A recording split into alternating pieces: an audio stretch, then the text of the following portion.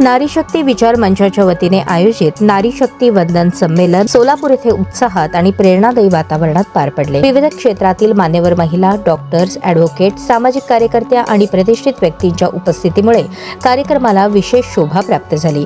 या संमेलनास मध्यचे आमदार देवेंद्र कोठे, सुहासिनी शहा, डॉक्टर राखी माने, सुरेखा बावी, भारतीय जनता पक्षाच्या रोहिणीताई तडवळकर यांची प्रमुख उपस्थिती होती। कार्यक्रमात प्रमुख वक्ते म्हणून चंद्रिका चव्हाण आणि शोभा बोल्ली यांनी महिलांच्या सशक्तीकरणावर प्रभावी विचार मांडले, उपस्थितांना प्रेरणा दिली। त्यांच्या मार्गदर्शनातून महिलांनी विविध क्षेत्रात पुढे येऊन नेतृत्व करावे असा संदेश देण्यात आला। सूत्रसंचालन ममता बोल्ली यांनी प्रभावीपणे पार पाडले। संपूर्ण कार्यक्रमात महिलांच्या कर्तृत्वाचा गौरव करत नारी शक्तीचा उत्सव साजरा करण्यात आला।